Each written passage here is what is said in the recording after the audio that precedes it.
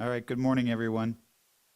Today is Thursday, April 6th at 9:04. This is a regularly scheduled M&P meeting. All council members are present, town manager, town attorney, town clerk. Please rise for the Pledge of Allegiance.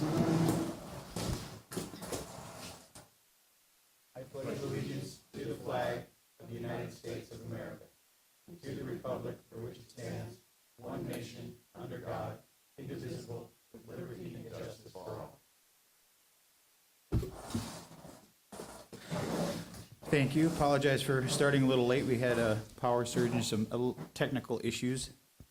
Our first item for discussion is parking fines. Provide clear direction regarding parking fines. Town manager. Yeah. Is it going to automatically come on? It does.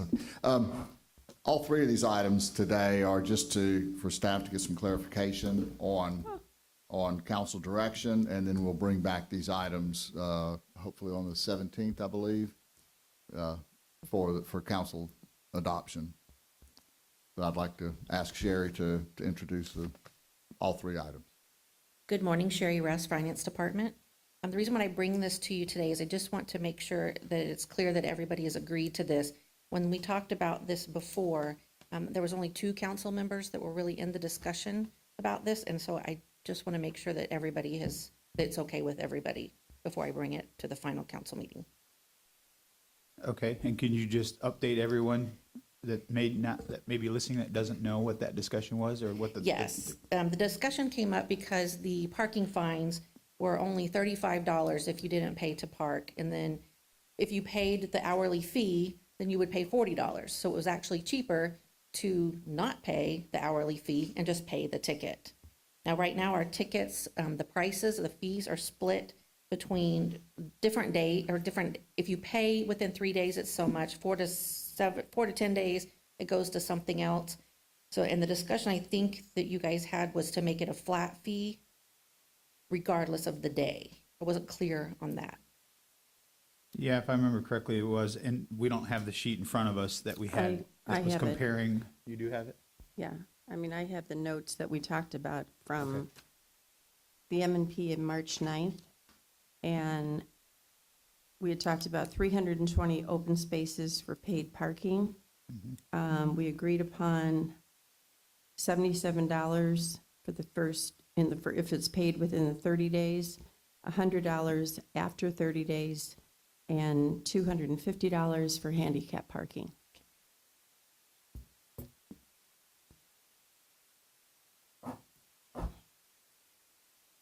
And the $77 came from the comparisons of other communities and municipalities.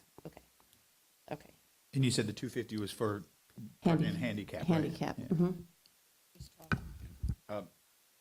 I think that the $250 is the maximum that we can assess under state law, and that's what you direct us to do. And my recollection is similar to that of the council member that we provided you all with comparison from the other surrounding jurisdictions, and that's kind of where you all picked the numbers. So we would be in line with what the other Sanibel and other communities in the area are doing. Yeah. With this $77, it's been a while since I've had to pay a fine, but does that include if you pay online with a credit card, or does that include the transaction fee like you get with your water bill if you pay it online? That would be up to you. Well, Right now, I will say- the $30, I don't think there's an extra fee if you pay online. I haven't had a ticket. I don't know. well, those things drive me crazy. I know. I Especially think if there it- usually is Is- a charge, because most governments don't accept the extra fee, so they put that back on you. You know, that's why I wonder if because I thought 77 was odd. Yeah. You know, like it's 75 plus the fee, you know. Well, I don't know. I think just for discussion, I would be in favor if there is a service fee that be included in the $77 so that the total is, I know it irks me every time I pay the water bill and they add the $4.95 on top of what your water bill is. I know. Any other discussion, anybody, with the proposed changes? So I just want to make sure we have concurrence. That means there are no objections, and this would be what we would bring back to council to adopt on the 17th. Yeah, and I'm okay with the fee, with the fine changes. I'm not sure about the convenience fee, because like I think Councilman King said, I know when I go and pay a fee at some government agency, there's usually a convenience fee, and you can get around it by using something that's a debit card or an e-check. So it's not a mandatory fee, but if you want to use a credit card, and with me, if I use a credit card, I get money back. So I think that having a convenience fee for a credit card is not necessarily, it's a more consistent way to do it. Oh, we can put into the fee schedule, if it's the direction of the council, that it be $77 and any applicable processing fee. Well, It sounded like Dan wanted that included I as just- part of the 77. exactly. So And if that's it's how we got to that to figure. whatever the fee is, I mean, even if you pay with a debit card for the water bill, you still get assessed the fee. It's Right. not just a credit card. But if you do an e-check in a lot of places, then you don't get a fee. So Fair you enough. have a choice. I'm just saying to be consistent. I'm not going to argue the point to death. It's not that important to me. But to be consistent with all of our other charges, having a convenience fee if you want to use a credit card, then I think that to me is more consistent.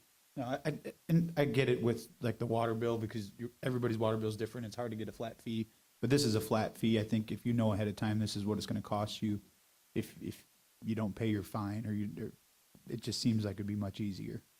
People are not happy when they get tickets and then they have to go in and pay an additional above what they thought they got.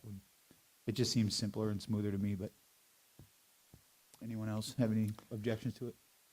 Well, I don't have any objection to that. I want to throw out the concept, and it's really more of a policy enforcement practice, if you will. We obviously want to be uniform on it, but I'm still sort of old school in that if you're just a couple minutes over and you're running to your car, I just wondered if, particularly since we're going to be raising these fines, if we could have maybe a 5-minute grace period on the enforcement side, so it doesn't look like we're just out to play gotcha with the people that live on our island and are visiting our island.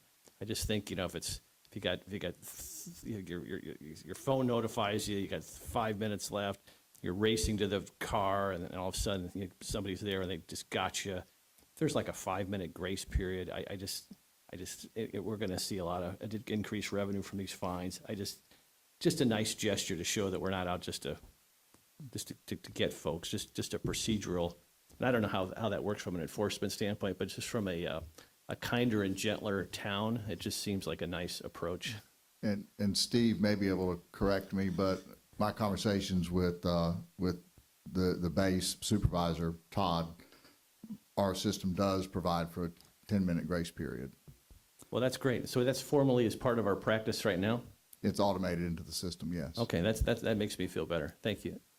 And do you know, Chris, or Keith, sorry, if we fix the issue of being able to add more time, because I'm still hearing from people that they can't extend past the initial 2 hours through the app. So if they pay the first 2 hours, but they get the alert an hour or half hour before it winds out, that they can't go and add more time to the. I don't know the answer to that question. If Steve doesn't know, we'll get back with you. Okay, we'll get back with you on that one. I'm not Okay. sure. It seems like it's just a software glitch that can be fixed, but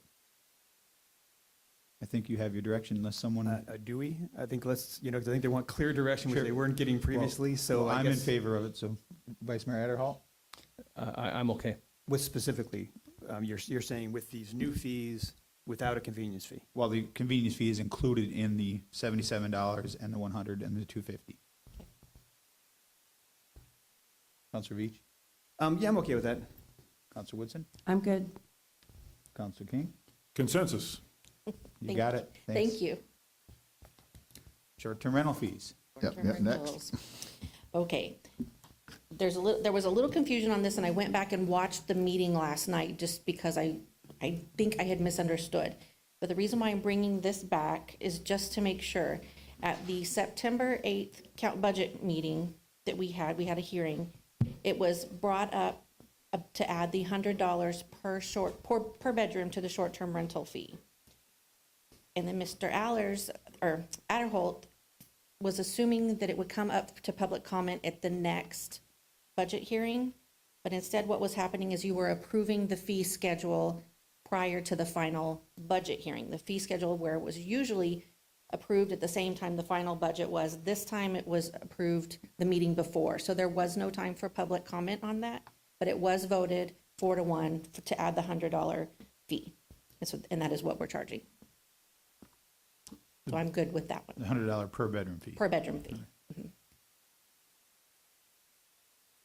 I've always had a problem with that part of it. I mean, I have no problem with the $300 per license or per Registration. registration. I just think the $100 per bedroom is excessive. And along with that, I want to make sure that we also talk about, you know, if people did not renew theirs this year because they don't have a rental, that they're not going to be negated or anything when they go to rent it again, or go to get the fee, you know, pay the fee in 2024. I believe, John, also didn't you prorated. cover that as far as if, Yeah, that was a policy directive that you all gave us, short, when this issue first came up. And I think what I've consistently said and staff's approach is that, one, if someone wants to acquire theirs now, it would be on a prorated basis for the remainder of the year. And two, we're not penalizing anyone for not renewing their license because there's nothing to renew. There's no home associated with the renewal, and you all have made it very clear to staff, at least in my opinion, that the property owners are not to be penalized, and that if and when they come in for renewl and they had a prior one and the house is now rebuilt or can be occupied, then at that point in time, we would issue them for whatever year it is that they are seeking. okay. And which is a side point to the fee, because I'm going to come out as a strong advocate to charge the fee. In the research that I've done, the rates with the bedroom charge are kind of in the middle of the field for other beach communities in the area for a two-bedroom rental. We have lost 12% of our population from the 2010 census to the 2020 census. At the same time, we've seen short-term rental registrations increase about 8% a quarter, according to airdna.co. These things are closely related. There were some stories in the newspaper, and I put this all out in a handout to you guys, that the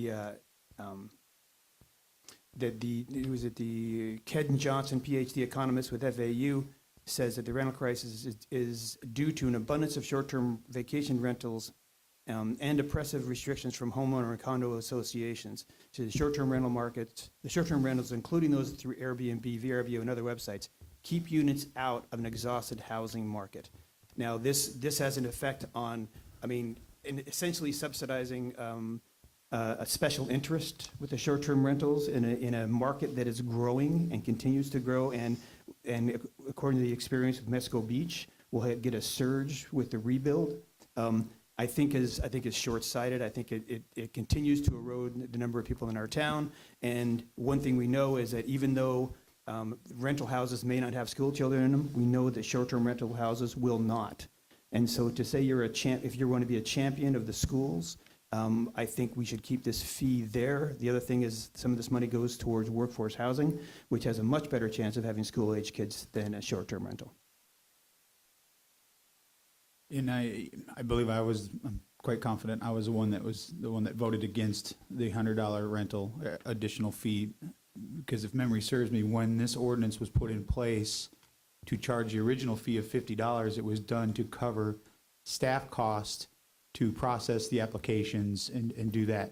Since then, it has turned into a $300 charge because of probably the increased applications that you talk about. So I pause very hard when it comes to charging an additional fee to become a revenue generator for something outside of short-term rental. Either we want these fees in place to cover the administrative costs, or we want to use it as a revenue generating thing for the town. And the reason the ordinance was put in place is to become an administrative cost coverage, not a revenue generating stream. And that's why I opposed it then, and that's why I oppose it now.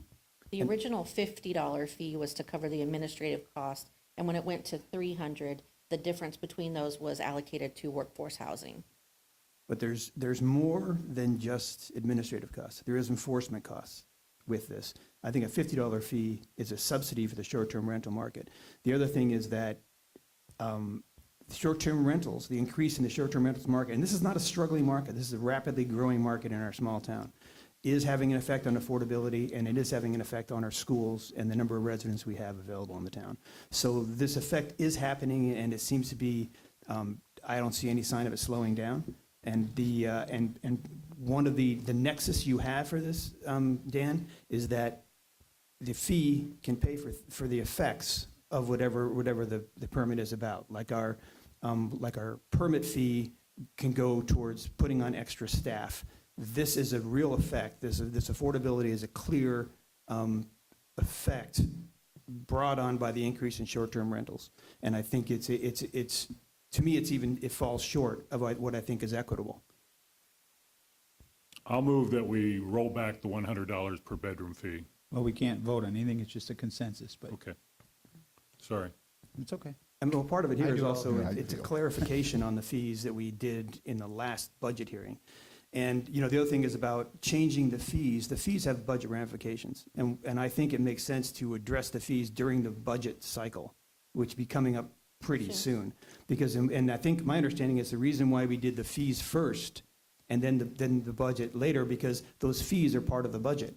And what you do with the fees depends on what you do with the budget. So cutting fees cutting fees with the same expenses may mean you have to raise property taxes. So they're very closely related.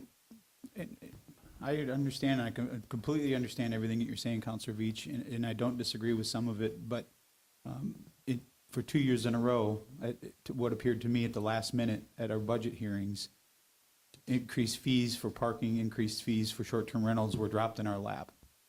And the public did not have any time to talk about it.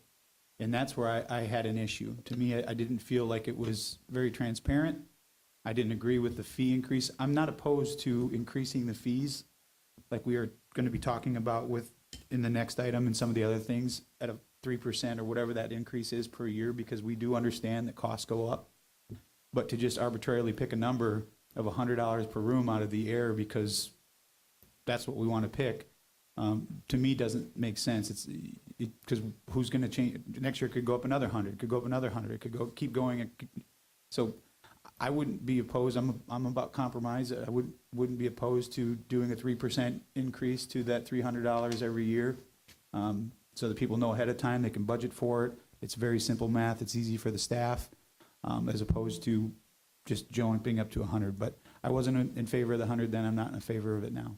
And, I understand what you're saying, but I will also say, a lot of these fees haven't been changed for a long time. And with the table that I came up with, just going and finding the town websites and finding the fees that people are charging, the average for a two-bedroom in the communities that I found information on was $547. With this $100 bedroom fee, we're $500. We're still below average for the areas around. We were very low before, and now we're below average. So, it's not like this is an excessive fee. This is it's a below average fee, according to the numbers I found. Now, if you can find other numbers that disagree with that, I'd be more than interested to hear that. But right now, this is an average fee, and we'll go back to a low fee in a community where our population is dropping, our school-aged kids are dropping, and the short-term rentals are increasing. John, let me ask, I think I know the answer, but just for clarity, I know we've had discussion, and I've received several emails lately about, people wanting to change who can be a weekly, who can be a monthly, and how that all came about. And I know we went through the exercise of running it through the AG's office, and we can't change a word in our ordinance because it would take us out of the grandfather status. These fees obviously must be outside of that. Correct. The state preemption is where you allow them. How you administer the program has not been preempted, and what fees you charge are not also. I mean, obviously, there has to be some some level of nexus between the fee that's being charged for the mitigation of the reason why it's being charged, as is being discussed here. There is a recent amendment to the statute that was previously discussed, and when it last came up several years back, the legislation was in the process of making its way through the legislatures. It now, the preemption statute now says that you can lessen your zoning regulations if you want, but you can't make them, you can't otherwise change them or make them more restrictive. And that's where you would lose your grandfathering altogether. All right, thanks, John. And I would just point out that, you know, if we stay consistent, we are just months away from another budget cycle. So if we're just clarifying what was done, I think it makes sense just to keep what has been done, what they're already doing. And then if we want to open this debate up in the budget cycle, where it belongs, then that would be a normal course of operations. Well, that brings up a very good question. Have people who, I don't even know when the licenses have to be applied for and when they're issued, They start October 1st. October. So, The cleanest way would be wait until October 1st to either roll back the fee or increase it or leave it the same. So- Because if we do it prior to then we're going to have to look at refunding the people who have already paid that, and it will become a headache. no, and that makes sense. That's kind of what I was trying to get at, is the people who have already bought their licenses in October of last year, this isn't going to affect them unless we change it back to whatever, or potentially change it. Correct. Well, to me, that would make sense to make the change that first, let's see if there's consensus to make the change so that it's ready for our budget discussions going forward. I won't keep talking. I think I've made myself clear. Well, I guess the only thing that's changed is maybe a potential for the percentage increase per year to the flat fee versus adding the per room fee. I don't know if there's any willingness from my colleagues to do that or not, but in the sake of compromise, to try to move this forward. Well, by having this conversation right now, it's giving the public plenty of time to come and weigh in on any comments they may have before we get to the budget hearings in September. And so then you have time to make those discussions and have those. Okay, I guess that just so that it's clear, so what my counselors on either side of me understand what I'm saying. I'm proposing that we eliminate the $100 fee and just start at the next fiscal year with a 3% increase, and it'll be an annual increase of 3% every year thereafter. Well, this would be a discussion we'll have during the next budget cycle, right? But they need So- to prepare. Yeah. So we're talking about not changing anything till October 1st. So this would just be, for the people who have paid theirs, it would just be a blip. This was what it was for this year. We would not be refunding anything. We would start October 1st with our updated fee schedule. It may or may not be the same, correct? Correct. Okay. So I guess we'll start with you, Vice Mayor Adderhall. Well, I think this issue needs to have a much broader discussion from our town. We can talk about how, whether this is a fair fee, whether it's what it goes to and so forth, but I think Councilor Veach is driving at a broader issue, and I think it's an issue that the town ought to have a conversation on. The fact that there's nobody here to discuss it, and quite honestly, when we had the discussion when this was enacted, there was a procedural glitch, for lack of a better term, that really prevented public input or proper public input on this issue. And it seems to me this is a much broader community discussion. In other words, do we want to disincent short-term rentals through these types of fees? Are we trying to create a workforce housing fund apart from the private sector to do these, to help proliferate workforce housing? Is short-term rentals good for the community? Is it bad for school enrollment? These are all really good questions, and I think we really haven't had that debate as a community and conversation. And I'm hoping that occurs, because I think it's a very legitimate conversation for the town to have, particularly as our population declines, as we're trying to get enrollment for the schools. I've encouraged the short-term rental industry to come and present and talk about their numbers and data, and obviously this is a difficult time for them to do that, or quite frankly for anybody post-Ian. And maybe by the budget cycle, we'll have an opportunity for everybody to kind of regroup. Those in the neighborhoods who are impacted by short-term rentals, both good and bad, those in the industry. It seems like we ought to have a much broader conversation about what we're trying to accomplish, what we're trying to incentivize, what we're trying to disincent, and I don't think that conversation's been had. So I think the mayor's compromise is a fair one going into the budget cycle, but at the same time, I think that there needs to be a broader conversation that just hasn't quite occurred yet on this issue. But it's a legitimate conversation and one that needs to be had. We had discussed in preparation of this budget cycle to actually try to hold perhaps in June a couple of public budget workshops. And perhaps this could be the subject of a single workshop at that time in preparation of the budget. Hold this until October 1st, but have the public workshops in preparation of the budget in June or July. Makes sense to me. I just would like to try to give staff a little bit of guidance as to where we sit now before those discussions, which I agree, Vice Mayor Adderholt, need to be had in an open forum. But I would like to give them at least some direction so they can start budgeting their numbers based on what we tell them today. And if they change, they change. And I support the compromise for now that you've put forth. Well, just to say this, that the increase in these fees is really not going to affect the budget or the budget Specific, numbers, because it's set aside for a specific purpose. So the budget is set by the expenses for that department, which the $50 per rental did cover. So it's anything over the 50 is being set aside for workforce housing. Sherry, we've sort of lockboxed this fund then. What's currently the fund balance at this point? For this year, I don't know, but we ended last year with $788,000. Thank you. Now, one thing that's really important about this money is that it can be leveraged so that there's a lot of opportunities for workforce housing. Some we may get matches paid for by different block grants and whatnot, but a lot of times just having some money that you can have a match, you can leverage that by several times towards workforce housing properties. So having some money that's earmarked for workforce housing is a very powerful tool to actually implement some workforce housing. But I think that, so now, just to be clear, and I know you're talking about your compromise, Dan, and all this, but these are all things that you're just putting out information for future discussions, to let the public know what you're thinking for when we do the budget talks and we do the preliminary budget talks. We're not right now making any kind of suggestions to staff about how to charge or refund or anything. That's correct. This is just a baseline for discussions that will happen before the budget cycle. And something a little bit, sorry, Karen, I don't mean to interrupt. That's fine. No, it's a question for you, so.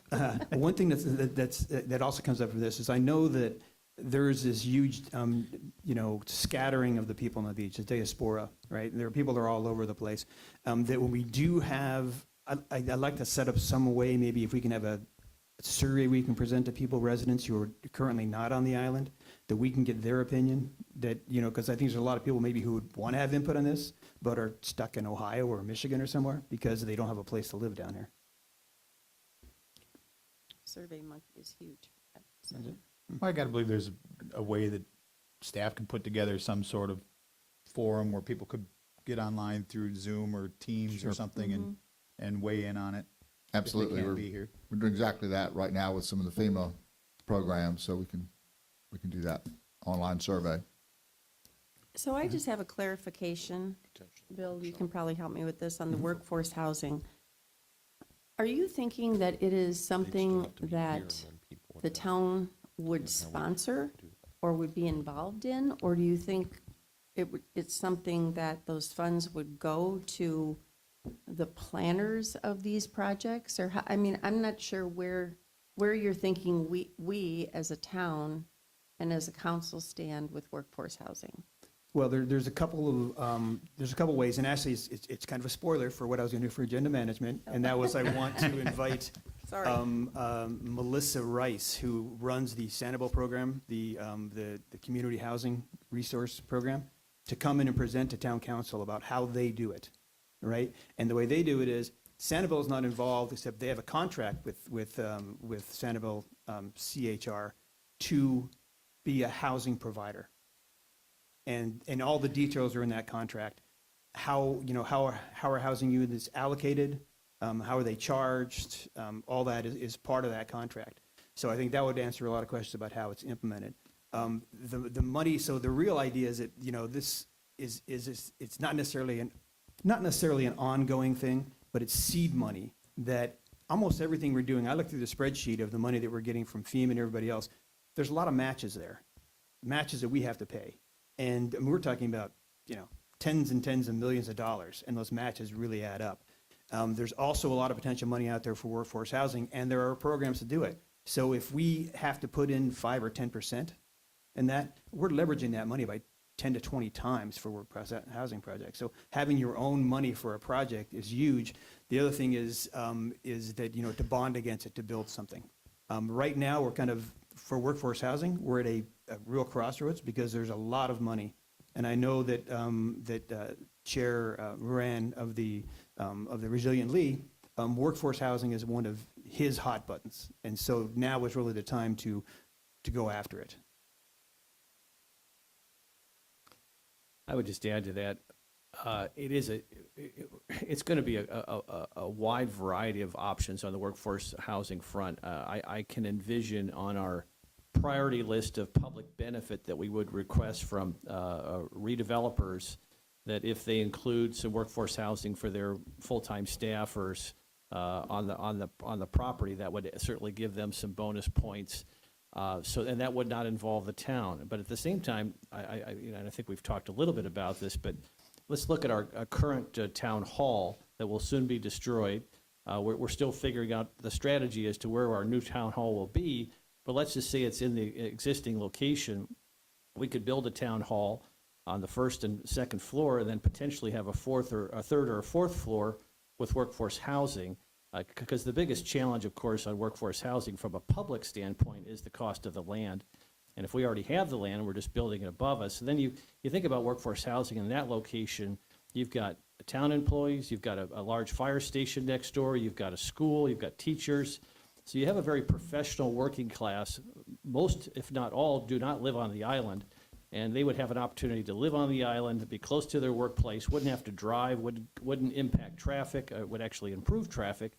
So I think there's a variety of ways to do that. Now, there are entities that come in and could work with us on that third and fourth floor that could potentially finance it, particularly if there's no land cost. We'd maybe charge them $1 a year for the land lease, and there's a way to cash flow that because the rents could be just high enough to cash flow it. It wouldn't be a profit center necessarily, but I think there's a lot of potential opportunities on the table. One of the challenges that happened last time is that, to continue to raise this fee without any defined purpose gives me pause. I know our aspirations are good, but to ask people to pay more without any definitive plan of attack gives me some pause. And I would a couple of things that you said, Vice Mayor. Now, just kind of to fill space, the part of this Resilient Lee is there was a deadline to go into a portal and submit projects. And it was very vague. There wasn't a lot of specificity to what you were submitting. I submitted 4 potential workforce housing projects on the island. What you're talking about was my 2 of 4, right? Another one that they're talking about is that, this is just what I've heard, is that Lee County is looking at using the hazard mitigation grants to acquire frequently damaged properties, and one of those are some of the RV parks that are on San Carlos Island. And their idea is if they can acquire those, that would be a good place for workforce housing.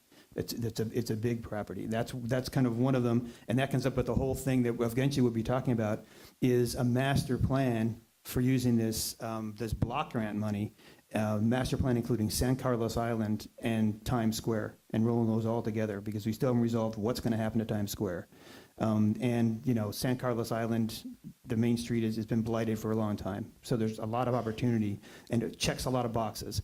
The other thing is about costs. Now, 70% of that $1.1 billion has to be spent for the benefit of low and moderate income owners or people. Now, Potentially. Yeah. Well, from what I've heard is that if you want to change it, some people tell me it's easy. Chris says it's easy. I've talked to some people who are involved with Resilient Lee, and they said it can take, like in Panama City, it took 4 years to make a change on it. And they were changing, I think, the balance. They wanted 50-50 instead of 70-30. But anyway, getting money for the low to moderate income portion of that is a sweeter deal. It's more likely to happen than if you want to get out of that. And when you want to put up a workforce housing, it means the rents you charge have to be, like 30% of people's income in those income categories. So, but only 51% of the units. So like in your model, let's say we built 20 units on excess land around Town Hall. 10 of those units, we could set a rent proportional maybe to what the rent is off island, right? Lower than the market rates on the island, but enough to generate some income. And then, 10 or 11 of those would have to be priced by people's income. Yeah, I think we're having a very good discussion, which I think you had mentioned at the beginning that it was on your agenda management to have this on another. I think this is a very deep conversation that we will have to have very soon. But I'd like to get back to what we're discussing here in the short-term rental fees so that we can get your agenda management item on for the next discussion. So how are you with what has been proposed to move forward for future discussions?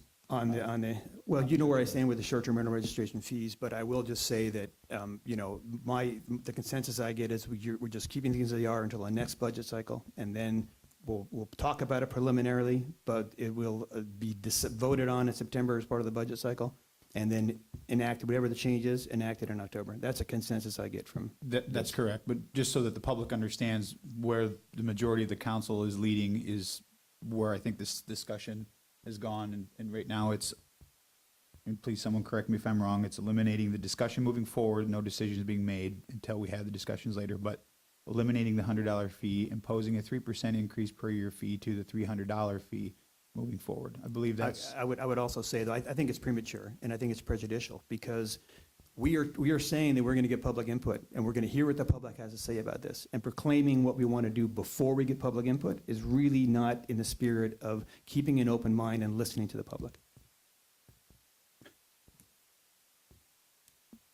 Well, we'll just go back and forth this all day, I think, Counselor Veach, but. Well, let me take a crack at that. It's a fair point, Councilor Veach, but also a bit unfair in the sense that I think what the mayor is saying is that we're instructing staff when they come forward with a proposed budget, it would be the compromise that the mayor suggested. That proposed budget would then go through the whole process of public input and discussion and debate, and there would be more than enough opportunity to change that if that be the will of the public and the council.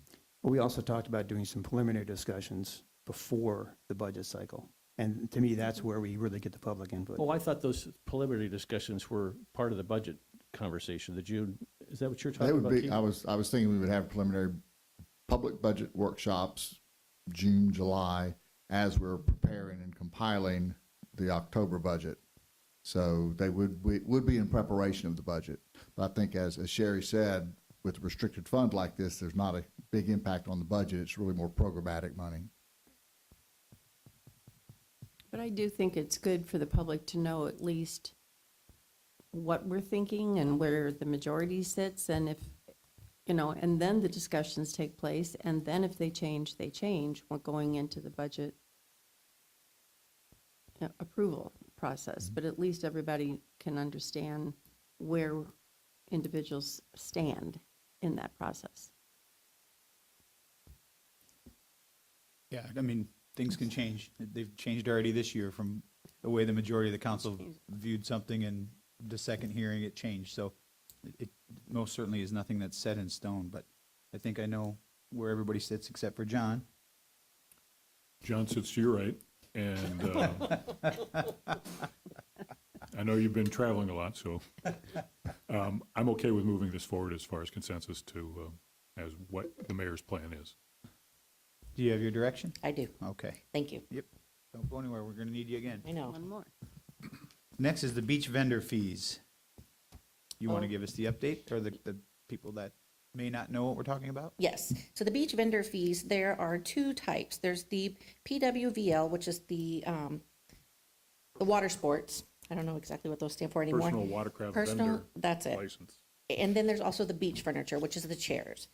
So the PWVL fees went into effect in 1996. The beach furniture went into effect in 2016. When the PWVL went into effect, the fee was $170. The 2016 beach furniture was $100, and those fees have not been raised since.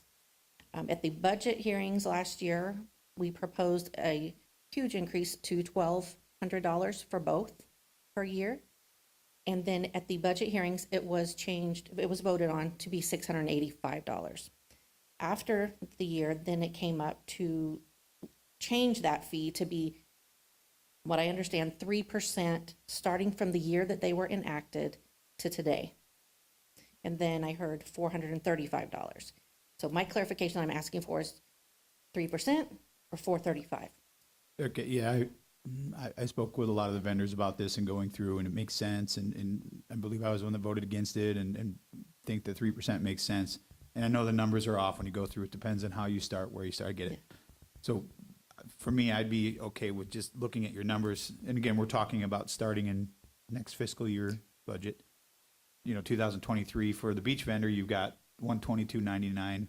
I just started at the 120. It may get an easy number to start at. Okay, And this is my proposal, and then 2023, you've got 377.62, just start that at 375.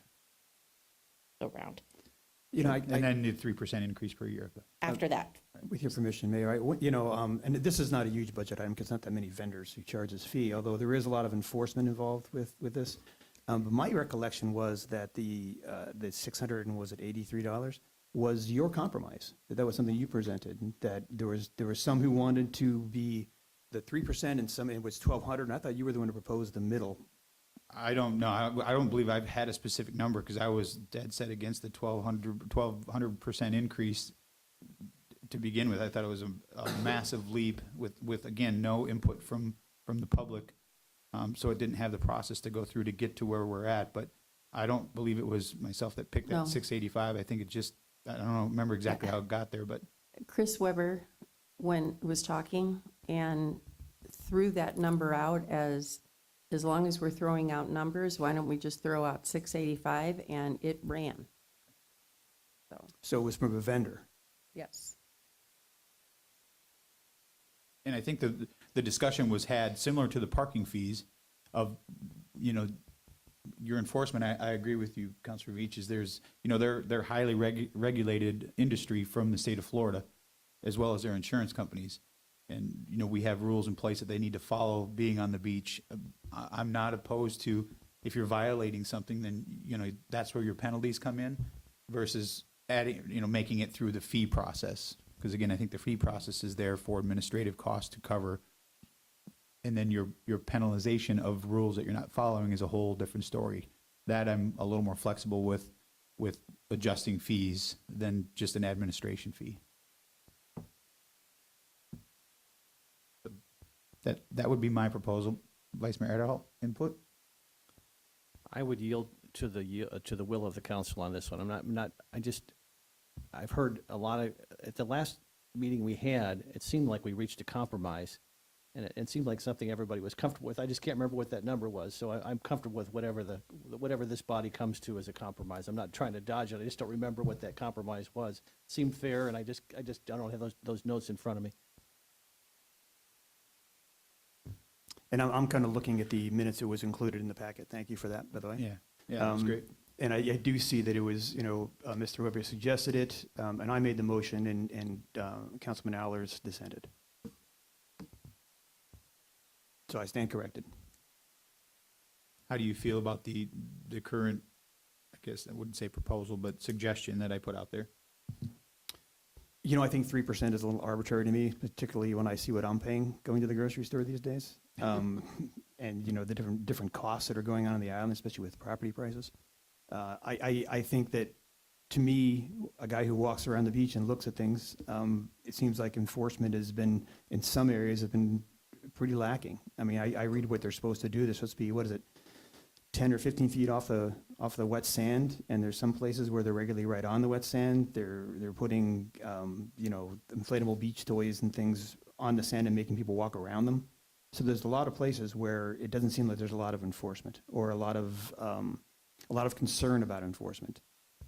But I think you deal with that individually, and I think the town needs to take the onus on the enforcement piece of it. I mean, if people are going, crossing the line, they need to be pulled back and they need to be fined after warnings, and But you deal with it individually with the vendors that are breaking the rules, not carte blanche. Yeah, I would tend to agree. It's a valuable conversation that, again, we should have, but I don't think it has to anything to do with what their flat fee would be every year to have the license to operate. Yeah, and I think as far as clear direction for staff on this, I think we're kind of in the same boat as we were. You know what the general consensus of council is for what we might do going forward, but we'll just keep this part of the cycle. And this is similar too, where we've told staff that vendors who cannot operate get prorated for the time they can't operate. So it's very similar to the previous discussion. So for this year, we're leaving it at the 685 and starting October 1st, we'll go to the 3% back to this number. Is that what you're telling me? Well, it depends on how the votes come down when we Correct. can actually vote for it. Yeah, I think for the sake of consistency with what we've just discussed, that makes sense to me. And I think most of the vendors have paid for this year except for one. So when that vendor comes in now, we're going to prorate. Well, if there's just one vendor, I don't, That vendor is currently operating. without a license. They've not paid their fee yet. So that's why my concern is I don't think it would be right to prorate now. Well, if they're operating right now without their license, goes to Counselor Veach's point, that's an enforcement issue. But to answer your question specifically, yes, I would say that if there is a change, that it would get enacted for next fiscal year's budget. And nobody's prorated this year. Not if everybody's already paid, except for the one that's operating without paying. Okay, just wanted to be clear. Thank you. Yeah, and, I look at what you see on the beach, but I think there's so much less enforcement needed for the chair rental and that kind of thing versus the parasailing and the jet skis, and I think those are the ones that you see mostly right in the wet sand. They pull the jet skis up, that kind of thing. I mean, I don't know, that's what I see anyway.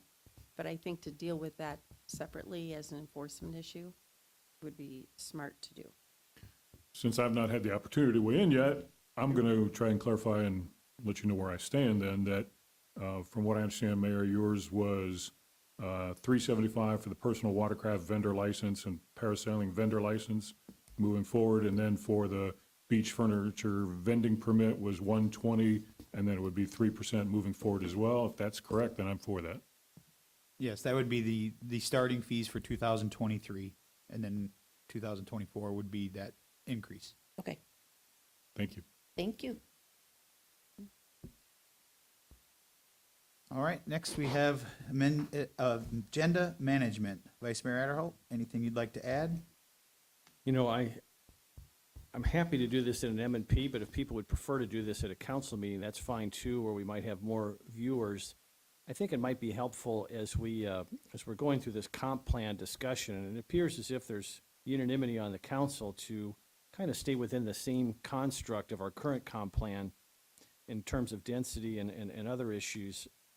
I think it might be helpful for the town attorney, maybe the director of community development, or his designee, to give a briefing, if you will. It doesn't have to be lengthy, but just to give people some idea of the terms that we're working under.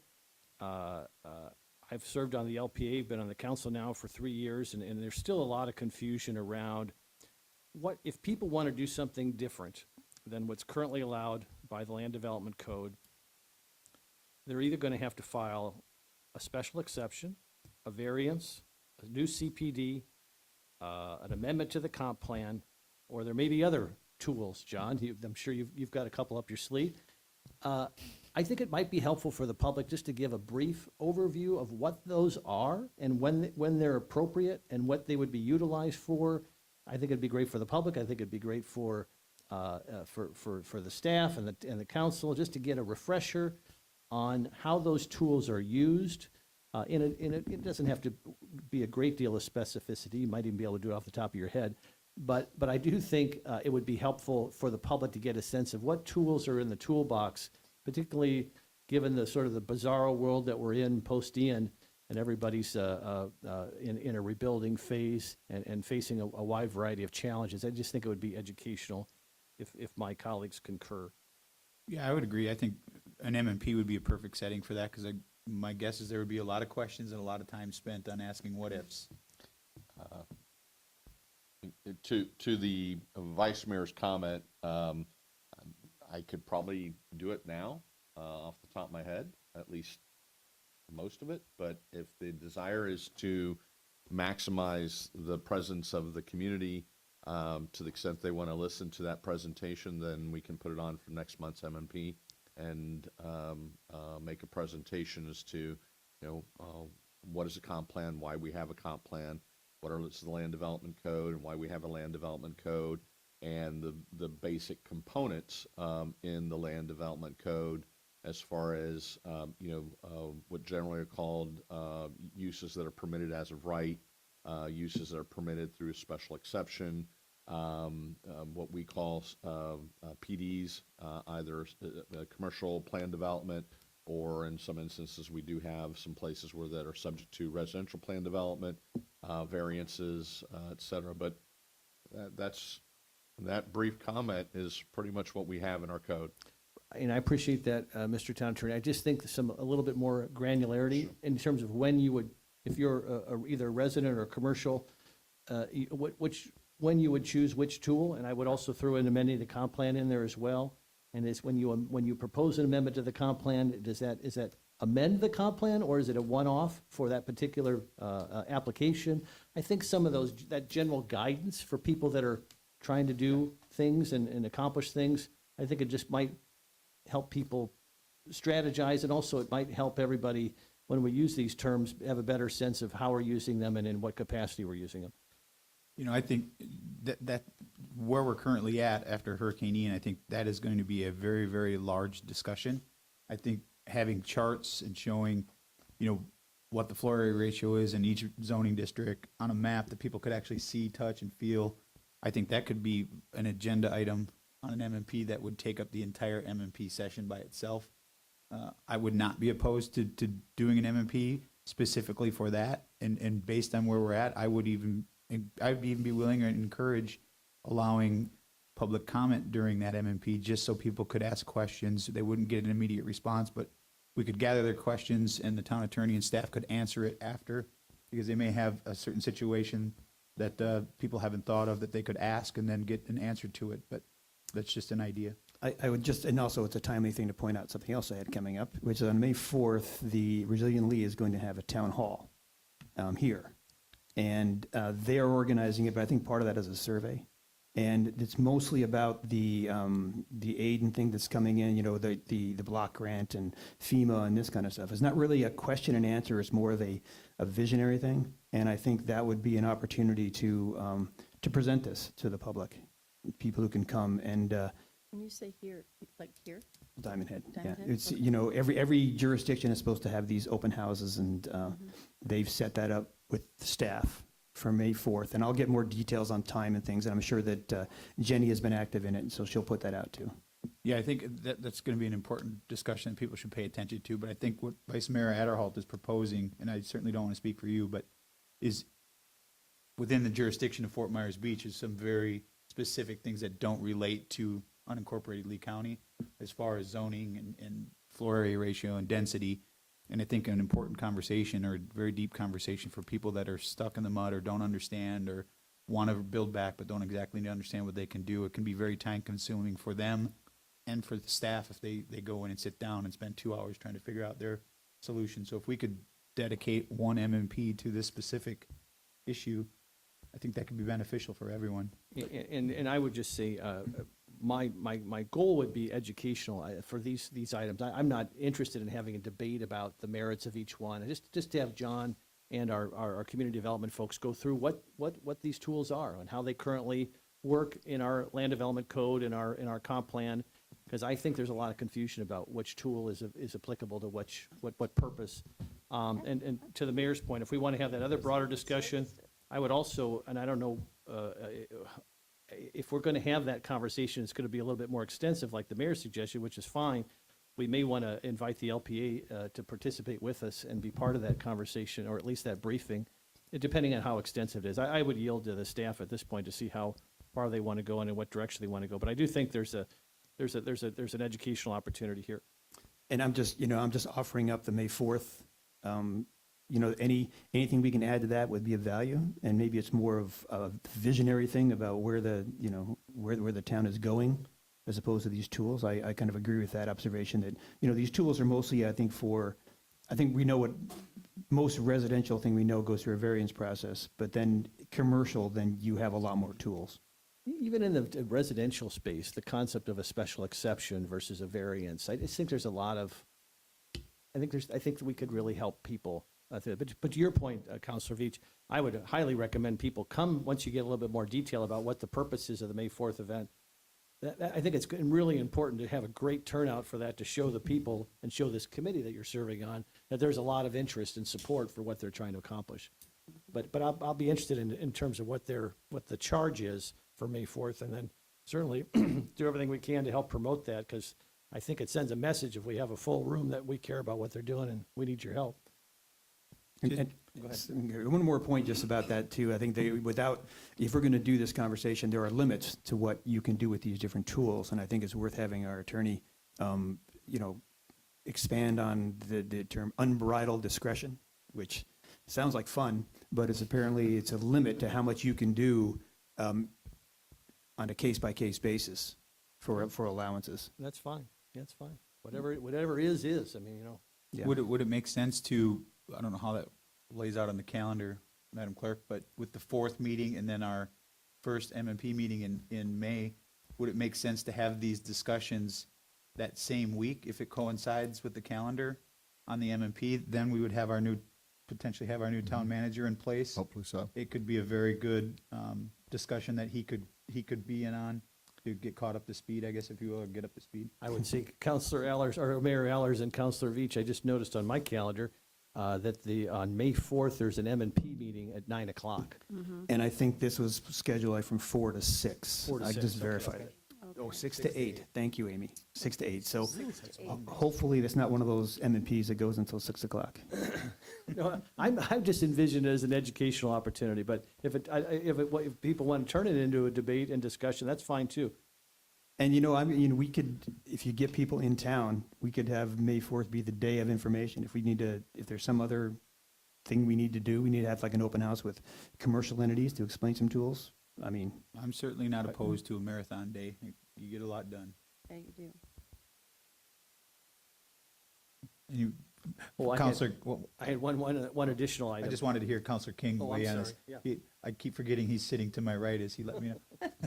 It's because Jim's blocking me. Yes, I'm okay with it. Is that what you were looking for? Yep. Madam Clerk, you got it? Yes, sir. Vice Mayor Addo? I don't know that this is an M&P meeting item, but I would be remiss if I didn't mention it. Had an experience yesterday with the permitting folks and learned, I think, of a potential broader policy challenge for the town, the county, and quite frankly, Sanibel and other areas impacted. I know a lot of condos have been through the permitting process already and are moving forward, and some of them are in great shape, but others are really struggling. And it came to my attention that from our town's perspective, and it's not on our website and it's not in our FAQs, and I just would encourage the town manager to work with the staff to figure out a way to help, from an education standpoint, help the condos appreciate that and be upfront that the town is requiring a private appraisal for every condo who's making repairs. And the reason for that is that LIPA is when you go on LIPA's website and you look at the value of the structure, they look at each condo based upon the value of each unit. They don't have a collective number for the value of the structure there. And that creates some challenges for the condos, and that there is not a real number that the town's comfortable with. And I think we talked a little bit with the county officials. They're going to check into it because the problem is, the additional problem is that I'm told that to get an appraisal in this area is a 3 to 4 month wait, which is truly frightening for many people trying to get back into their condos.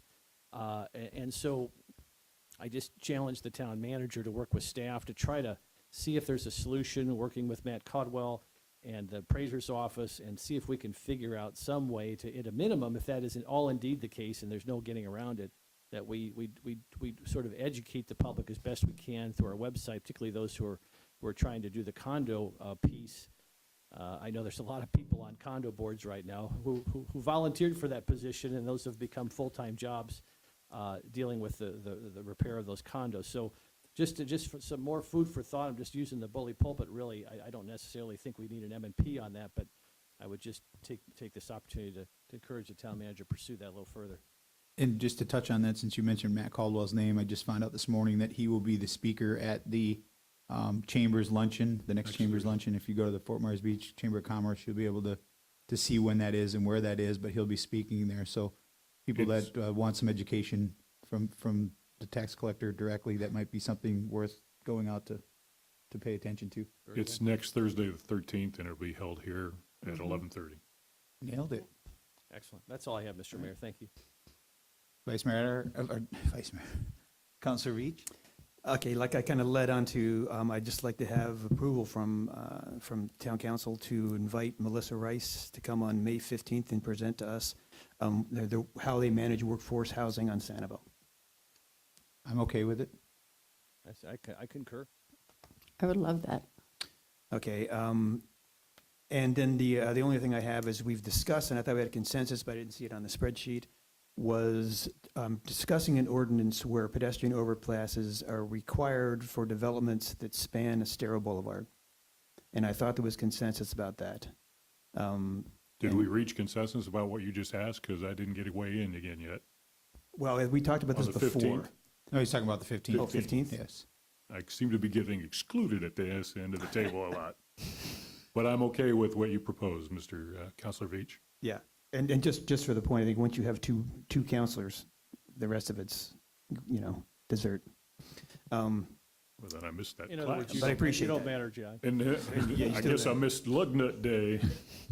But it's of all the people here on the table, it seems like you're the hardest one to overlook. And yet, Okay, so the other is now that, is there consensus to look at that as an ordinance where pedestrian overpasses are required on developments that span Estero Boulevard?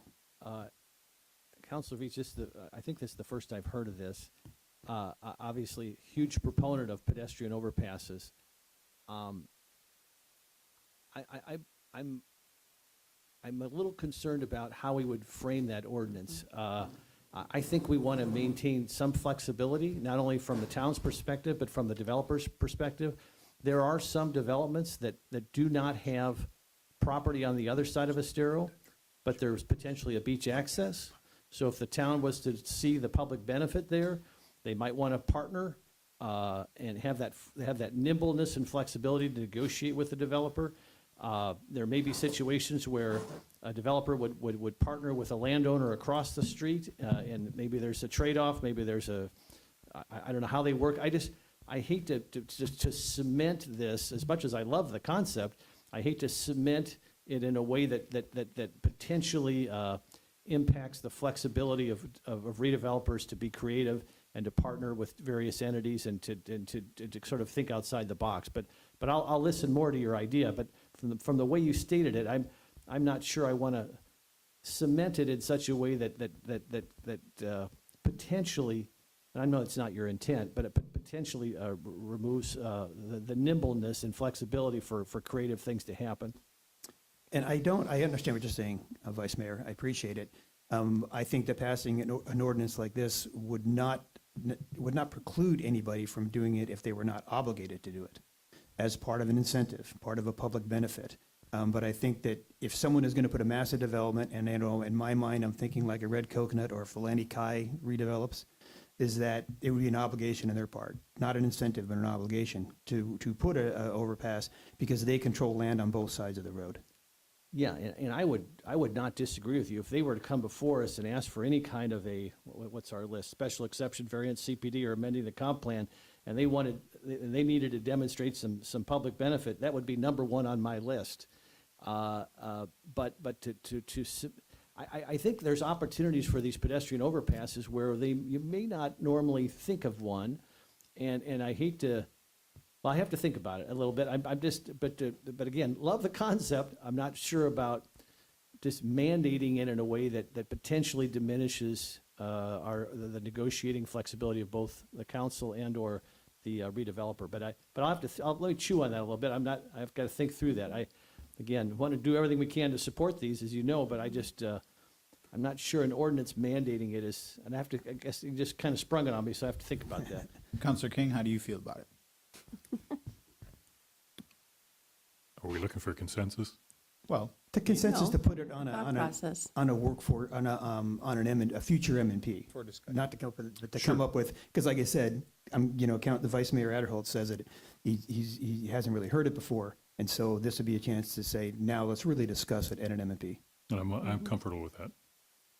Can we, as a compromise, Councilor Veach, just put pedestrian overpasses on the agenda for an M&P instead of so delineating what the proposal is? Would you be okay with that? I would be, but the intention, and I understand, I think everybody knows your love of pedestrian overpasses, Vice Mayor. But I think that this is just a situation where I think about if this was in place when the Landy Kai was developed, and they had a parking garage and channel people over Estero Boulevard, our traffic would be a lot better off than it is now. So I think it's good to put that on the ground. And this is not, how many developments do you know are going to go on that are going to span Estero Boulevard? I can think of 2 or 3 up and down the island in May. So it's not that many, but I think it's something that, if you let these developments go without that, then we're going to make traffic worse. Yeah, it's certainly not my intention to let them go without that. But to your point, if you're firm on that, because it's just an M&P discussion, I'm happy to go along with that. Yeah, and I do think we have to look at the broader picture of it. Like you said, if there's beach access or whatever it may be, but, I agree there's 3. There's probably Outrigger, there's Red Coconut, there's Lani Kai as it stands right now, but who knows when people come in and buy more. So I think there's 2 sides to it. Leave it flexibility for public advantages, but then also that there's some that are going to be set in stone. But a discussion on all of it. I think you've got the consensus to get it added to an MMP. Just to keep it in your thought as we discuss it later, you got to also look at some of these places that you're talking about have the ability to build by right certain things that we couldn't impose that on them if they chose to build what they're allowed to build by right without having to ask for any deviations or variations from their CPDs. So just keep that in mind for our discussion. That would be an interesting part of the discussion. So you're saying it's somewhat something like the Red Coconut, who already has their village zoning. That are you saying that then they don't really need incentives, and so they wouldn't be likely to do that if they didn't have to? Or conversely? Yeah, and I think that's the discussion we'll have. There's certain situations where depending on which way the owner of the property decides to go, it would be a very difficult thing to say because you're developing a piece of property, you have to do this. But I think we'll have that discussion when it comes back up on the MMP. Yeah. And I do think, with the V zone being on the beach side of Estero, that I think more of the Margaritaville resorts where they have a beach club on the beach, and most of the activities on the landward side is probably going to be more typical. Anything else on your agenda management? One thing, and we can probably do this maybe on the 15th with Melissa Rice, but we talk about workforce housing a lot, but what is workforce housing? Because there's different levels. If a developer wants to put in workforce housing for his workers and have control over it, that is less of a public benefit than workforce housing that is administered independently and objectively for the general working public. And I think that's just something that we're going to really need to dive into a little more. And so people know, as developers are going forward and they're thinking, well, I'll put some workforce housing in for my people, and get the benefit when they're already getting the benefit by having the workforce housing for their people. This is something I've talked to John about. I remember there was, and I haven't really managed to recall what the details were for John to clarify, but it was that if you give someone a bonus for an incentive that only benefits them, then there's some like condition on it. There's some that you can't consider it a public benefit if it only. Counselor Veach, can I ask a question on that? It seems contrary to some of your previous statements, though, in that if we have workers who work on the island and live on the island, they're not driving on and off the island, which reduces traffic, which benefits everyone. If it's workforce housing that's large enough where they could have a family, they could then go to the school. The kids could go to the school if they've got elementary school kids. So I just would be cautious in how if we state that an entity develops workforce housing for their own workforce, that somehow that there's no public benefit there. I don't, you don't mean that, do you? Well, John, I mean, I don't know if I'm barking up at the wrong tree, but I thought there was actually some kind of legal issue with claiming that it's a public benefit. Well, you start with the premise that you're adopting regulations for general applicability to everyone. Now, who then qualifies or is able to fit within the parameters would then be decided on a site-by-site, case-by-case basis, as that particular piece of property or that property owner or developer comes forward and seeks approvals. To the point of that I think that Councilmember Veach is trying to make is that you can't create a rule that only applies to one for their benefit. That's going to run afoul of contract zoning or other people may call spot zoning, where you're giving a particular preference to one property owner to the exclusion of everyone else. And when you start doing that as a government, you run into potential legal issues with the legality of that particular regulation. So you want to adopt as a general rule, your land development code is a land development code of general applicability. It applies to all the properties that are in Fort Myers Beach. Obviously, you then go to zoning districts, and then you go to permitted uses. If you want, there may be conditional uses or special exception uses. So you look and you go down to the particular regulations. So as we're discussing here, you would adopt theoretically regulations providing for development incentives that would include affordable housing or workforce housing that would apply townwide. Again, who then gets the ability to qualify for those bonuses would have to be assessed on a case-by-case basis. But you start with the premise that everyone is eligible to receive them if they meet the criteria. So you're saying, John, if a hotel filed a CPD and part of their CPD was they wanted to provide residency for or workforce housing for their two full-time managers and a couple assistant managers, maybe their cook, chef, they couldn't do that? Especially in negotiations with the town for some kind of a variance or a new CPD, why they wouldn't be able to do that? And we couldn't consider that as a public benefit? You would have to create that and say that we are going to consider this as a criteria to provide for incentives. You can't just say, oh, well, I'm going to provide for, the developer comes in, files a CPD, and then says, during the public hearing process or the application process, I want you to give me more density because I'm going to provide housing for some of my employees. If that's not a criteria in your code to provide for bonuses, you can't give it. And you're saying we can't make that a criteria in our code? No, as you can. part of You can. It has to be available to everyone. Right, so if the hotel built the workforce housing, they'd have to make it available to anybody on the island? No. You have to make it available to any applicant. You Yeah. can't Yeah, say, oh, no, just this hotel is eligible for this bonus. or this No, hotel? no, I get you. So, but Okay. I'm not sure that's what Counselor Veach is saying. Maybe Well, we're misunderstanding. It is, and I'm just trying to, I'm not trying to discourage workforce housing in I any was way. gonna say, But 'cause there's a couple things I'm That's a trying pretty to big point out. wet blanket out there, yeah. Yeah, one is that, that, you know, we can codify that. That doesn't have to be necessarily part of incentive, that we say that, you know, we give certain densities for workforce housing specific projects, right? The other is that, but I think that as far as a public benefit, there's a weight.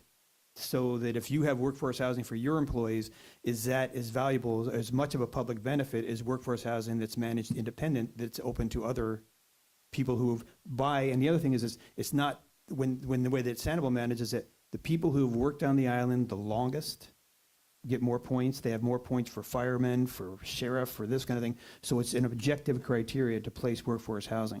Okay, but put your private sector hat on the second. And so you're a hotel and you're thinking workforce housing, this prime real estate, extremely expensive. So if we're going to build this workforce housing and we can actually employ our manager, our chef, our key maintenance person, we can have them here 24/7. There's a benefit there to doing that.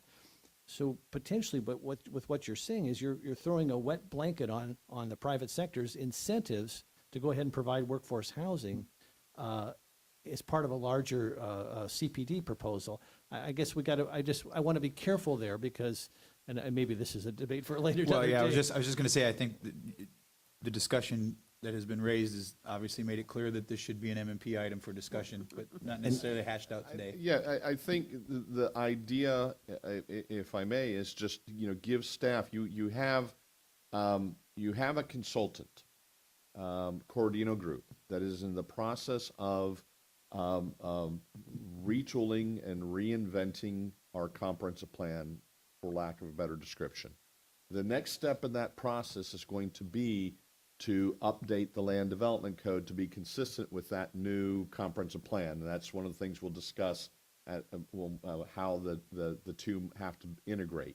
So I think you've already given the consultant direction in the instances they've been here to Eddie about that you all want to have policies and potentially incentives to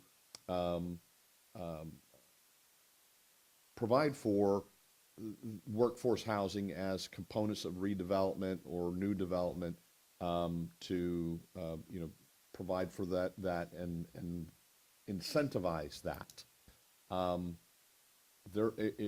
If you don't believe that you've already done that, I think clearly from this discussion we can inform the consultant that yes, that is definitely something that you all want to see in the draft comprehensive plan and the subsequent land development regulations. But my understanding they're already working on it, and I don't want to speak for staff because they would have a better handle. We can get that information and confirm that's the case. So this will be coming back to you, and it will be vetted. It will be part of extensive public hearings, both at the comprehensive plan level and then to use the terminology that the Vice Mayor uses, the granular components of the land development code of how it actually works.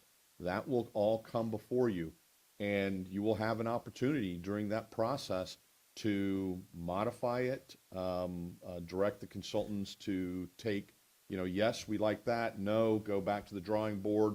And then obviously the one other thing that we've discussed that we need to be aware of is similar discussions that are taking place at Tallahassee almost every year for the last several years, where the legislature's taken up this issue. And I think that as the years have gone by, and what I've seen, they've already approved legislation this year on providing some of these and dealing with some of these issues. So again, the consultant is aware of that, and we'll make sure that whatever they bring forward also accounts for what the legislature has said. And I'll just because I think it is a little fuzzy, Jim, that's kind of why I'm bringing it up, but I think there's an opportunity on May 15th, when we hear from how Sanibel manages things, to have a more detailed discussion on workforce housing. and the different phases of it, because there's lots of different parts of it. I understand that, there's some things we can develop with the county and with the grant money that's coming in. Some things we want to do through a public-private partnership. But I think there's, when we talk about the weight of a workforce housing unit, when someone develops ones for their businesses, they're getting part of that benefit, and the public's getting part of that benefit. When it's managed independently, they're really not getting that much of the benefit. It's more of a public benefit. And I think that kind of conversation, decide what kind of weight these have, is important going forward about how we codify.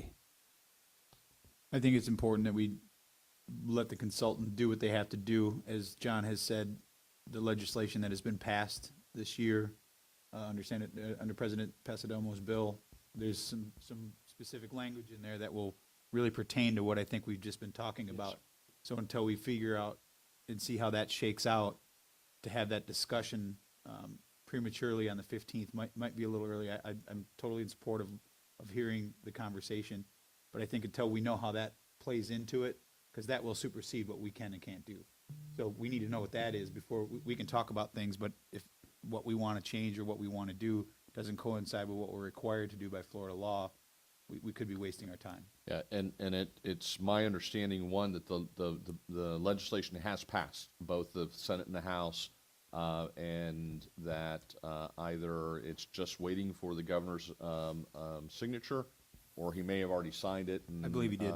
I believe he did, and so generally when he signs the legislation, the new laws go into effect generally June 1st of every year. We can take a look and find out what the effective date of that particular legislation is. But again, there's I don't want to say a fair amount, but there are some preemption issues there. There's already a state statute that they're adding on to that does say that you do have to incentivize workforce housing. So in other words, if you're going to have a requirement that a developer include workforce housing, there has to be some type of incentive. It can be financial, it can be density or intensity bonuses, but there's a wide range of things in the state statute that already exists that say that you have to provide those incentives as a condition of having those mandatory requirements. Can I just say one last thing, if it's possible, on this issue? I would just, for those who are watching and seem frustrated that we're sort of laboriously chewing on these things, I would just say to our friends who are watching that this is part of the challenge of the Sunshine Law. And this is the only time Councilor Veach and I could ever talk to each other. So it's a nice opportunity. As painful as it may be to watch, it's great for us to be able to have this opportunity to exchange ideas, debate, and just kind of have this colloquy, if you will, because there's no other place we can have it. So I just would say to our viewers who find this painful, this is why we have to do this, particularly at an M&P. I think it's very appropriate. So sorry to drag this on. No, I don't think you're dragging it on. I think you make a very valid point. My only point was we need to see what rules we have to follow now. No, I got you. And I would agree. I would put that, maybe if the 15th isn't timely, it would be convenient for the presentation. We can have a small discussion about what she presents. But I think that I agree that, giving our staff and our consultant time to digest this bill that just come through, and we're coming near the end of the session, so anything else that might come through that might have an effect.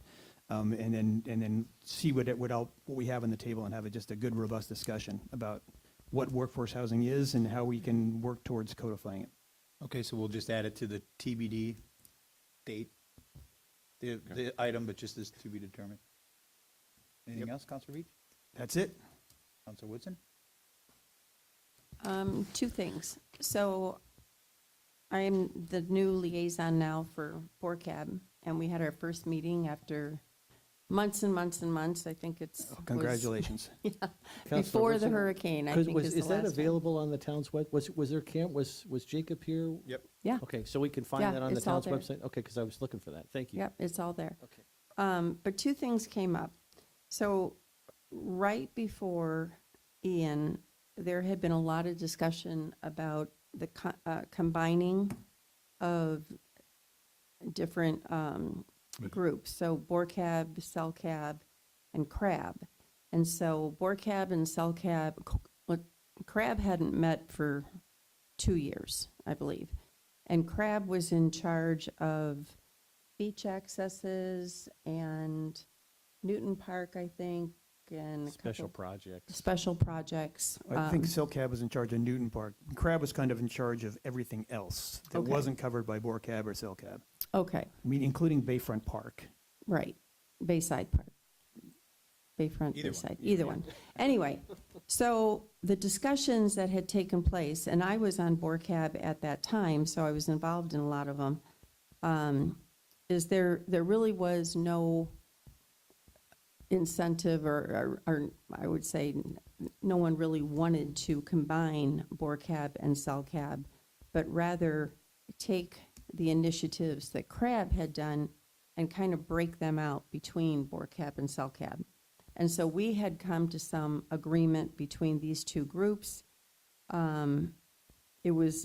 It never got to the council agenda to discuss. And so we wanted that to somehow get on the council agenda so that we could discuss it, keep these entities separate, but take on the additional responsibilities, and they have that all laid out. So that is something that I wanted to see if we could possibly get on the As the agenda. CELCAB liaison, I fully support that. Okay. There you go. And this is something that you've had a joint meeting before, Ian?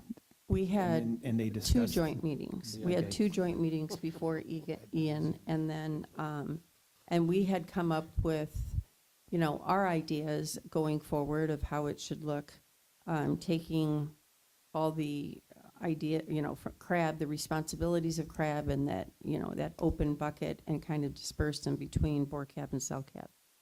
But nothing ever came to fruition because we never got on the agenda.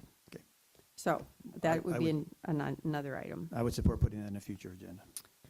And the other thing, Well, I think, Counselor Woodson, you're not asking this to be on the MP, you're asking this to come before the council. asking it to come before council, Very good. Yeah, I yes. support that, yeah. Yeah.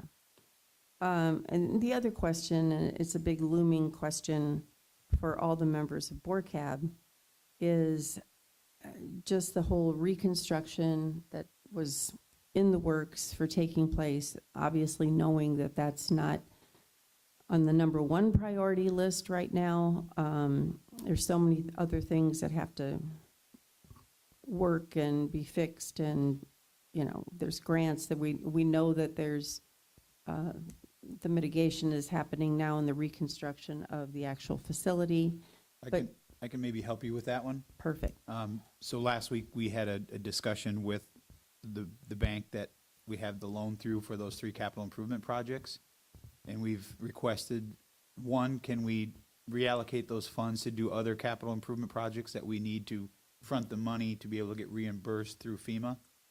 So they're chewing on that. We also ask for an extension, if that can't happen, to the November deadline to be able to draw down on that loan, to be able to build back. We're very much, at least the staff is very much in favor, and I'm in favor of moving forward with Bay Oaks. But obviously, the way the loan is structured, you have to submit the receipts to draw down on that loan. But we'd never be able to get that far by November. So we're looking at the options, or the bank is looking at the options for us to try to keep that project moving forward. And as soon as we get an update, I'll make sure everyone gets that update as well. And Mayor, didn't I hear that we already tried to make that run at the bank and they were not particularly No, enthusiastic? very shortly after the election, one of the first things that we tried to talk about was knowing that that loan was out there and knowing how we were going to have to do things through FEMA. The initial just kind of lobbed out their question to them was, can we use those funds for other projects to start rebuilding, town hall? Because we know that's going to take time. We were trying to get in front of the time clock to start building some of these things back. And the initial answer was just a no, but it wasn't a formal talk to the person in charge. It was just let's ask the bank. Everything was still a scramble at the time, so it was trying to figure things out. And they didn't have any interest in doing that. In our conversation that we had with them last week, it was, they understand the situation. They're going back, they're going to look at it, and they told us hopefully sometime this week they should be able to come back with some options. But it sounded positive. It sounded like they're willing to work with us to some extent. It didn't sound to me that there was going to be a whole lot of support in allowing us to reallocate that loan to something else, because then legally, I guess you have to get the lawyers involved and they have to change documents but there could be something that they could do with changing the deadline for when you can draw down on it. So we're not dead in the water, so to speak, yet. And I think part of that whole reconstruction process, the biggest thing that came up right now was the ball fields. Because part of that reconstruction was one of the ball fields would move. Do we do that? Do we not? Do we just bring them back to where they were? What kind of cost savings? You don't want to pay for it twice, This is the What you're talking about conversation. is one of the things I have, so I think it's gonna all kind of tie in Okay, for an M&P discussion. okay. And that's Yeah. all I had. Because we also have the school, whatever happens with the school and Right. Anything else? Nope, that's it. Counselor King, I have nothing. you sure? Let me check. Still good? nothing. Okay. The one item I had was, if you hadn't heard, we submitted our loan for the bridge loan that the legislature put in through the special session that Town Manager Holly and I went up and specifically requested. They shows you that they do listen. They passed it. We were the first ones to get our loan application in. We were the first ones yesterday to get our loan allocation that we requested. It's based on a formula. That's how you get to that number. But what essentially the impact that loan will have on the town is it has to be used for operational costs. It can't be used for capital improvement. So basically, to keep the lights on, to keep the staff working, and it was based on essentially, they left earlier, I'd have them maybe explain it a little better than I could, the finance department that was sitting here. But it essentially allows us to not have to worry about the ad valorem taxes that go into the general fund to allow us to operate as a town. So that's what that loan is in for. It's an interest-free loan. Currently, it's 1 year plus 6 months. There's amendment to the legislation that they'll be voting on probably next week or the week after that potentially would allow that to go to 2 years plus 6 months. So we would have that time, and obviously if we get close to that time, that buys us time to be able to let the dust settle, if you will, see how the ad valorem taxes come back, move forward with that. But how that ties into what I would like to have on an agenda management item is where now do we reallocate funds to start these capital improvement projects like Bay Oaks or Bayside Park or Newton Park or water, anything that pretty much everything that was destroyed during the storm. In order to get that money reimbursed through a PA project in FEMA is you have to pay for it, then get reimbursed. So this loan will allow us to now reallocate funds. So the agenda management item that is to like to have a discussion with council as to what funds, for example, is it the ARPA funds, the COVID money that came in that we had originally set aside to do the water improvement projects and the stormwater and that for Bay Oaks. Is there a way that we can reallocate that? It obviously goes back once you get reimbursed, but I think there needs to be discussion with our staff as to what council believes is something that maybe isn't as important now and what capital improvement projects we really want to go forward with, because you have to start that economic engine, if you will. You have to start that coffer of money has to go out before money can come back in. So how do we, now that we have the security of this loan in place to be able to operate, what do we want to move around to make the project start going so that we can keep showing the improvement and keep showing that we're moving forward and keep that money coming in so we're not waiting for 6 months, 8 months for FEMA reimbursement money to come back in. So if there's consensus, I'd like to add that to an upcoming, a soon MMP meeting so that we can get that laid out so our financing staff knows what they can do or what the council wishes them to do to start getting these projects moving forward. Consent. yeah, I consent too. I know it's complicated because there's strings attached to everything. There is. We also were the first to apply for the FEMA disaster loan as well. I think that's $2.5 million. We have not heard back yet, but we're just trying to show that we're very engaged. We're very much moving forward with trying to secure funding to make sure that we can get built back as fast as we can. And I think this discussion will go a long way to helping staff get the direction they need to get some of this stuff rebuilt. Can I just say, and I know I speak on behalf of my colleagues, Mr. Mayor, great job up in Tallahassee this week. Well, I appreciate that, but I certainly didn't do it by myself. Our town managers have been instrumental. I can't give enough credit to town staff, to Tidal Basin. They worked very hard. They understood the urgency last week. Mayor Chris Holly went in and passed on the information that this is very important to us. We need to get this moving so that we can keep going. And to their credit, the staff got that done. They got it in quickly. On Thursday is when I believe we submitted the application, and as you saw yesterday, we were issued the check. So DEO is very much on top of it. This money is there from the legislature to help, and we're certainly willing to take any help we can get. But we also want to show them that we mean business, and we're building this thing back. That's all I have. If there's nothing else for the group, I would entertain a motion for adjournment. Move to adjourn. Second? Got a motion and a second. All those in favor signify by saying aye. Aye. We are adjourned at 10:39. You look good in that hat, Jim. John, I didn't, I thought you were going to beat me to the punch.